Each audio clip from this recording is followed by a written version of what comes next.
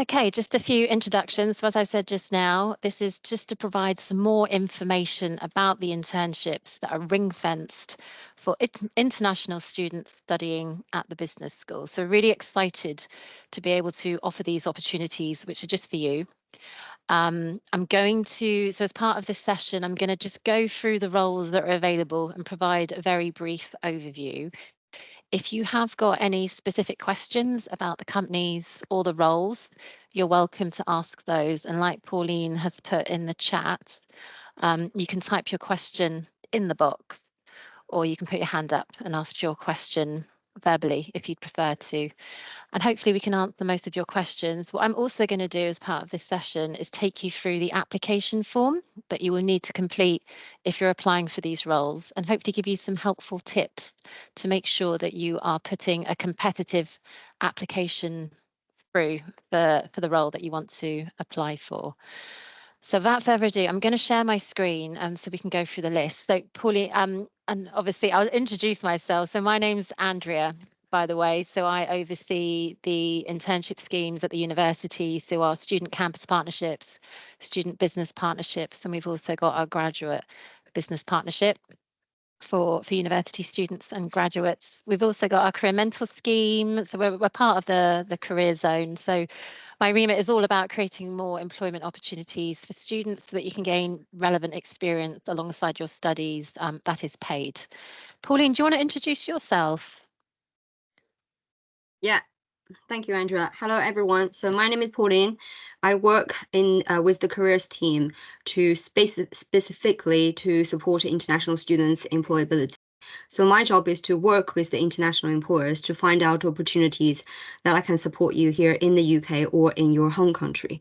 So thank you very much, Andrea, today to going through the application, and hopefully you would have already browsed through the 11 positions we have open, and the deadlines around, well, either 9 or 12th of this month. So we're hoping to see as many of you to apply and to get this opportunity before the end of this academic year. So hopefully to see more questions coming through later. Thank you.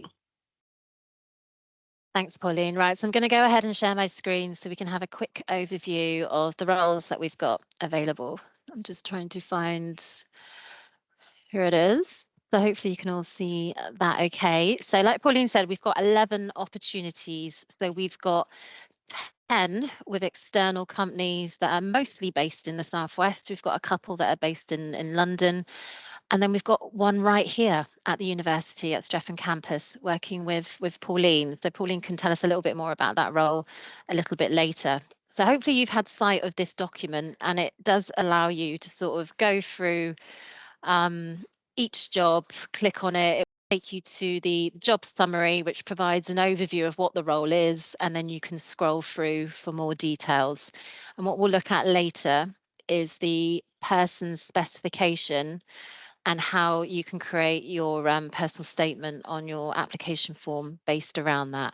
I'm not going to go into too much detail because you can imagine if I go through every single job role, that will take a lot of time. And yeah, you obviously have got this document. If you haven't, you can email internships@exeter.ac.uk and we can share this document with you, no problem. But just to reiterate that these roles are ring-fenced just for international students studying at the business school. So quick overview then. All of these companies we've either been working with for quite some time through other schemes that we know that they're good employers and you're going to have a good experience. But at the very least, I would have spoken to all of the companies to make sure they understand what the scheme requirements are, that you're going to be an international student and that the role is going to be suitable for you and that you're going to get a good experience. So they've all been vetted and checked. We have got, so this very top one here, developer for the training marketplace, that one's quite a technical role. So you do need to have quite strong IT skills for sort of web development. So that's probably the one that sticks out the most for being quite technical. We've got quite a lot of marketing roles. So we've got about free marketing roles. So that's a popular area. And then we've got other roles which are really focused on business development and research. But generally, all of these, they don't have to relate exactly to what you're studying, but it will allow you to gain relevant experience, which will help you with any future jobs that you apply for, allow you to put some really good experience on your CV and talk about these experiences during job interviews as well. We have got one role which is quite different to the rest, and that's the rock pooling safari guide role for the rock pool project, and that one's based in Cornwall. So that one really is good if you've got an interest in the environment and coastal environments in particular. So that's probably the one that's quite different to the rest, but we've added it in there and we can just see what interest we get. Does anybody have any questions at this point about any of the organizations here or any of the roles? And because I can't, Paulie, I'm just going to have to rely on you if anything comes through in the chat or if anybody puts their hand up, if that's okay. Yeah, no problem. No Okay. questions yet. Okay. All right. Well, you're welcome to ask questions at any point, but I just wanted to give you an overview and just talk about the kinds of roles that we've got. Obviously, you can look at them in more detail. And as I said, if you haven't got a copy of this document, you can email the internships team and we can provide it for you. So on this document, we have got the link to the application form. So I am just going to stop sharing and move over to the application form so we can go through that. Here it is. Right. So this is our standard application form that you will be asked to fill in across most of the schemes, whether you're applying for a student campus partnership role, student business partnership role, or indeed our graduate roles.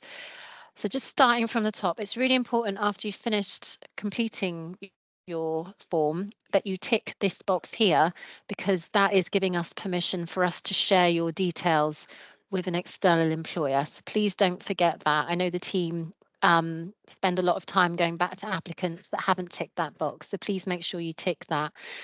So most of the things on here are quite self-explanatory. You're providing the details of the job that you want to apply for. So you provide the job detail in here and the reference number. So on these jobs, the reference number will start with SBP if it's with an external employer. And then we've just got the one role with Pauline that starts with SCP. So you put the reference number in there. All your personal details go in this section.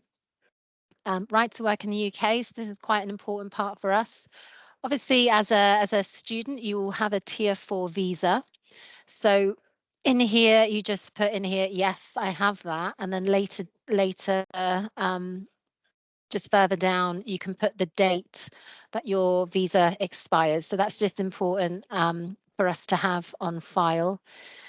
And then a little bit further down, do let us know if you do want to declare a disability. This isn't going to disadvantage you at all. It allows us and the external employer to make any adjustments to the interview process for you to make things as fair and as accessible as possible.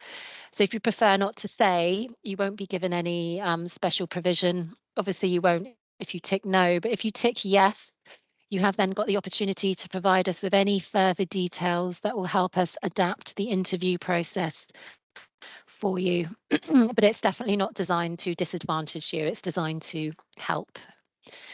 You then just add in later down here your status, so whether you're an undergraduate or postgraduate. These internships are open to all students, undergraduates or postgraduate, part-time or full-time. We have got the graduate or finalist. If you are a finalist, it is still open to you, so you can tick that box. And it's really helpful for us to know what year of study you're in. And then we've got the education box. So please start with what you're doing now. So obviously we would expect to see University of Exeter in this box and what you're studying now. And then you can work back from there, probably to sort of the equivalent of A levels. You don't necessarily need to put on here what you did at secondary school or what the equivalent was in your country. And then next up is the employment history. So again, put the most recent thing you've done first. And you can include any voluntary roles that you've done. Yeah, anything that hasn't been paid, you can include here, as well as paid. And it doesn't need to be relevant. Even if you've worked in like a retail or hospitality position, please pop that down here. If you haven't got anything to put here, that's not a problem. But yeah, any information you can put here is really helpful. And then we come to the personal statement. So as a guide, we do tell you to follow the STAR principle because that will really help you to structure your answers. And STAR stands for situation, task, action, and results. So that principle is there to help you structure the answers that you provide on your personal statement. You don't have to follow it exactly. It's just there for guidance. So just to give you an example, and I've just noticed a typo here. I've pulled up the person specification that is on the Camborne Town Council role, so I can just give you some specific examples. And actually, when you are writing your application, it might be helpful for you to copy and paste the person's specification for the job that you're applying for in your personal statement. And then that way, when you're writing your answers, you can make sure that you've included all the points. So this personal statement really should reflect the skills, experience, and personal qualities that the company are asking for. So if we just look at skills first, so for this particular role, they're asking for good verbal and written skills, including an ability to relate to and communicate with counsellors, staff, members of the public, and external agency. So for this particular point, you'd really want to focus on any job role or any experience you've had where you're communicating with different people, whether that's fellow students or people that are more experienced than you are. And it's really showing that you are adaptable and that you understand the importance of good communication skills. So if there's any, it really helps actually to focus on specific examples. So rather than just saying, I have really strong communication skills, I am capable of communicating with a range of people. Tell us how, tell us why, tell us about perhaps any challenges you've had communicating in the past and what you've learned from that. That will really strengthen your application. So another thing they're looking for is good IT skills. So you need to talk about specifically what IT you have used, what programs. So rather than just saying, for example, I'm really confident using the Microsoft Office suite. Tell us what programs you've used. Are you confident using Word? Are you confident using Excel? What have you done in Excel? Have you used formulas? Have you used pivot tables? Have you used Excel for analysis? Have you done data inputting? Try and be specific. Don't just assume that because you're using these things every day, that people will know that you're confident in those things. Try and be specific, and again, provide examples of when and why you have used these programs to strengthen your application. Another thing, ability to build and manage effective and resilient relationships with a range of stakeholders. So again, you could talk about any projects where you've had to build rapport or build relationships with people in order to, for example, negotiate better. But again, you might have limited experience of that at this point, and I think you can almost argue that you might better cover that question when you're covering the first question. You could probably cover those off together. And then ability to work proactively and manage a varied and demanding workload. So ability to work proactively. So the kind of what they're looking for there is your ability to use your initiative and make decisions to move tasks and projects forward. So again, provide specific examples, and that could be using where you've completed some coursework as part of your course. If you haven't got a real work example to put forward, try and use the experiences you've had in your course, in your study, like where you've had to work as part of a team, where you've had to work on projects together, where you've had to present information to a group of people. That all will help. Just skipping through to personal qualities and attributes. So there's a few sort of generic points here. So confident self-starter. So again, that's really asking that you provide an example of where you've used your initiative. Excellent communicator. So again, you probably would have covered that point when you're writing about the skills that you have with communication.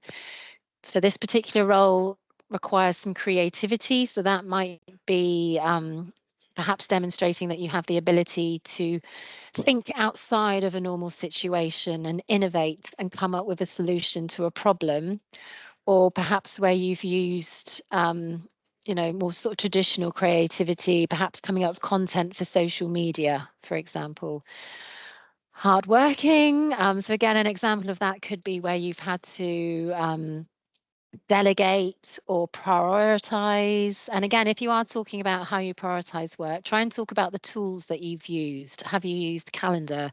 Have you used Google Calendar, for example? Have you used spreadsheets to manage your time? Desire to learn, improve, and progress. So you could perhaps here talk about any future goals that you have and how completing this job role would help you further develop skills that will help you with your future aspirations. So feel free to talk about that. And here they've asked for the ability to work flexible hours, including occasional evening and weekend work. So make sure that you're happy to commit to those things and say that. You can say, I am happy and available to work flexibly, including evenings and weekends, so that the person reading your application is under no doubt that you're able to commit to that. So on this particular one, they've put down desirable knowledge. So this isn't essential, but you might want to demonstrate that you've got an interest in learning these things if you don't already have these skills. So design experience, if you do have design experience, again, talk about the specific tools that you have used. Have you used Canva? Have you used Adobe Suite? Have you had to undertake a lot of self-learning to get to a certain level using those tools? Social media management and contribution. So again, talk about, give specific examples. What did you have to do? Did you analyze the results? Who did you target? How did you know who to target? And how did you know your activities were effective? Give specific examples. And again, that STAR principle will help you structure your answers so that you're meeting those points. A lot of the roles don't require a great deal of experience. These roles are designed to give you experience. So nobody's expecting you to come forward with a lot of experience, but for this particular one, they're really interested to hear about any hobbies, opportunities, volunteering, clubs, societies at the university that you might have been involved in. So that's sort of giving them information about your interest. So, excuse me, you will notice that across the different roles that are available, some of the person's specifications are quite detailed and then some are quite brief. So just make sure, because you are allowed to apply for multiple roles through this scheme, make sure you are tailoring your applications. Don't use the same statement for every single application. What I would do is copy and paste this person's specification in each time and making sure you're covering off all of those points, and always include a reason why you'd like to work for that particular company, or perhaps what interests you about that company. So that's the person specification. The referee section, just so you know, is optional. You're not, if you can't think of a reference to put down here, it's quite rare that we actually contact references for these roles. So you don't have to complete that section. You do need to tick this box, which declares that the information that you've provided is your own information. And then there's some general sort of bits of information we get about how you've heard about the role, so you can complete that. For this scheme, please send your applications directly to the internships team. Email address is here, putting the reference number in the title of your email so that the team can identify which role that you've applied for clearly. These roles are not advertised on Handshake, so as for a lot of our schemes, you might submit your application through Handshake. You can't do that for these roles. So please just send them to the internships team. And like Pauline mentioned at the beginning, there are different closing dates. So the first one is the 9th of May, which is next Thursday. So that's the first closing date. Then it's the 12th of May, which is the Sunday. And then we have got one or two closing on the 15th of May. So just make sure that you submit your application before midnight on those dates. So I'm going to stop sharing my screen and just see if anybody has got any questions. Thanks, Kitty, for putting the email address in there. Oh, and I see, Pauline, you've put the document in there as well, so that's really helpful. Has anybody got any questions about the application process, any of the roles, or any of the companies? Hi, Andrea. While people type in, I just want to ask you did mention that students can apply multiple roles, right? Yes, I think I did put that in when I was talking about the person specification. Yeah.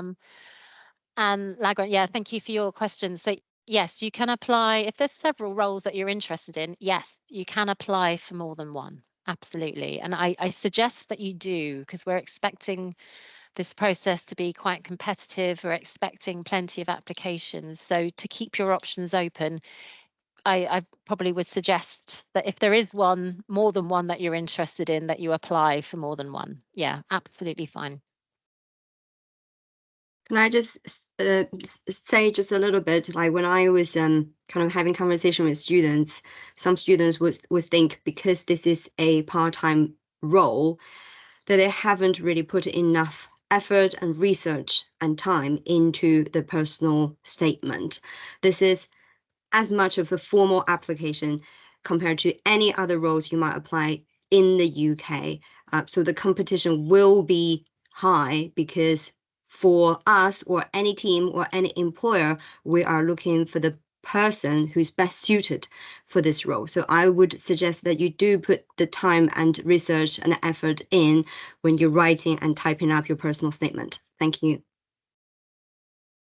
Thanks, Pauline. Vanessa, thank you for your question. So yeah, some of them don't have an end date. So the funding that we're providing, so all these opportunities are funded by the business school. So what we'll be doing is transferring the funding to cover your wages for 80 hours directly to the company so that they can pay you. So the funding is 80 hours. So generally, that's the amount of work that is available for all of these internships.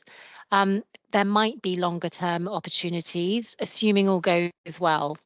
So I think when you're going through the interview process, and indeed if you're offered a role, it's then that you would decide the working pattern, which will help work out when that contract will end. So yeah, where there isn't a end date as such, generally that's because that's something that you can discuss with the employer and something that's fairly flexible. So Vanessa, I hope that helps answer your question. Um, just to talk a little bit more about dates. So where the employer has planned it in, we have indicated an interview date to help you plan. Start dates tend to be quite flexible and based on your availability, as do the end dates. I can see that there's a question there, so please go ahead and unmute if you want to ask your question. Hi, Andrea. Bhumika here. I had a quick question. Once the application form is filled and we have submitted it, if we are shortlisted, we have an interview with the employer, if I'm not wrong, and then they will decide whether to go ahead with the candidate or not. Do we have any other steps in between, or is it just the application process and then the interview? Is there anything else that we need to be ready for or prepare for?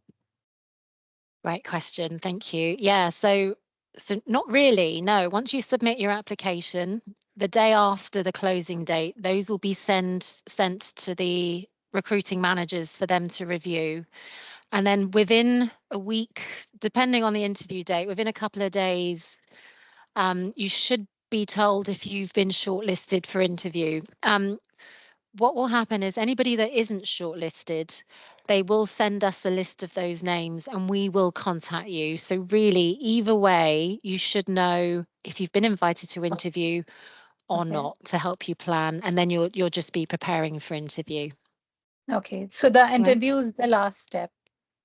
Yes, really. And then during the interview, they would normally tell you when they're expecting to make a decision and Mhm. when you'll expect to be, when you expect to hear what the outcome is of that Okay. interview. All right. Okay. Perfect. All right. Thank you. Thanks for your question. Anybody else want to ask anything? And Pauline, if you think I've missed anything, feel free to Oh, I chip want to in. touch on how long would the interview with the employers normally last?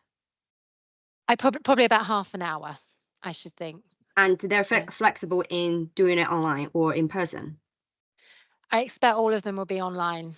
Okay. Yeah, all of them Yeah. online. And actually, for most of these roles, some of them are Cornwall based. So there's a safari guide role. You do need to be based in Cornwall for that role, for obvious reasons. And I think the Camborne Town Council role, you can work partially remotely, but you do need to be available in the area for team meetings that are in person. So that's a hybrid role. Um, where we are working with companies that are based in London, they're offering fully remote roles. And again, hopefully that should be nice and clear. But yeah, most of the interviews will happen online. Yeah. Anything else? I think people are Okay. busy in writing their application now. Yeah, excellent. But like I said at the beginning, we're really excited that we've got these opportunities ring fenced just for our international students. But do spend some time making sure that you're creating a really good competitive application. Get it checked. Get your housemate, another student, your uncle, your brother, get somebody to check your application, because even though you think it might be perfect, it's so easy to miss things. And even now, if I'm writing anything, I will always get somebody else to check it, because it is so easy to miss things, and it does need to be perfect. So make sure your spelling, your grammar is perfect. Even when you're writing your address and anything like that, just make sure that it's really clear and there aren't any spelling mistakes, because sometimes when a company is receiving a lot of applications for the same role, they're looking for reasons not to shortlist you to make things easier. And if there's any spelling mistakes or things like that, unfortunately, your application may not get considered just for a really small reason, which is such a shame when you've probably put such a lot of effort into your personal statement. So always get it checked. You can also make an appointment with the career zone, and they can help with that as well. So you can email careers@exeter.ac.uk to make an appointment with an advisor who can check it for you, or make an appointment with a careers consultant who can help provide a little bit more of a thorough session to help you with your application. Okay, so yeah, always get it checked. If you're using it, and just another point about AI, lots of people use AI for applications, and quite often it's very difficult for anybody to detect that you've used AI, but make sure you check it and make sure it's tailored to the role. Because if it's not tailored to the role and it looks fairly generic, it just means that it's might be more difficult for you to get shortlisted for that role. So do not rely on AI to come up with the perfect application. It's a really good tool to help as a starting point and to help structure your application, but make sure you edit it and make sure that the application is tailored. Yeah, Thanks, thank you, Kitty. Andrea. Yeah, I just want to add with that AI bit is when you do this application, you do have to consider the background of, because as Andrea just showed, we put a lot of details into these roles. So do research into it, because if you use AI, but well, let's say when it comes to interview that your research doesn't really match up with your application, then people can tell. So really just to keep it all unified, and within the knowledge you learned, write down your questions, the questions you might want to ask to the employers or to the university's team, and really show that you've looked into it and you've done your research, you have your question that is either critical or with your input in it.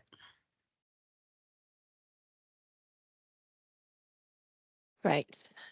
Yeah, and Kitty's just put in a blog post from the career zone about using AI in applications. So thanks for that, Kitty. So there's loads of tips and guidance that you've got access to that are linked on the bulletin document, in the application form, and people that you can contact in the career zone to get applications checked and to get help. So make sure you utilize these things, because that's going to help you develop, create a competitive application. And even if you aren't successful in a role, even going through this process is going to help you when you're applying for future jobs. So it's a whole journey, which we hope will be helpful to you.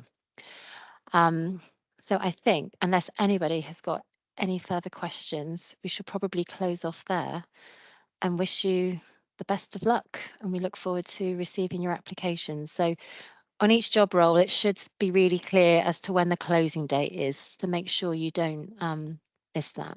If you've got any queries, you can email the internships team. So Kitty and Amanda and myself are on hand to help you if you've got any questions. I think Kitty's popped that in the chat there. So internships@exeter.ac.uk. Really happy to help with anything that you need. So thank you for coming. And yeah, excited to offer this scheme. Thanks, Kitty, for putting that in there. Thanks, Amna.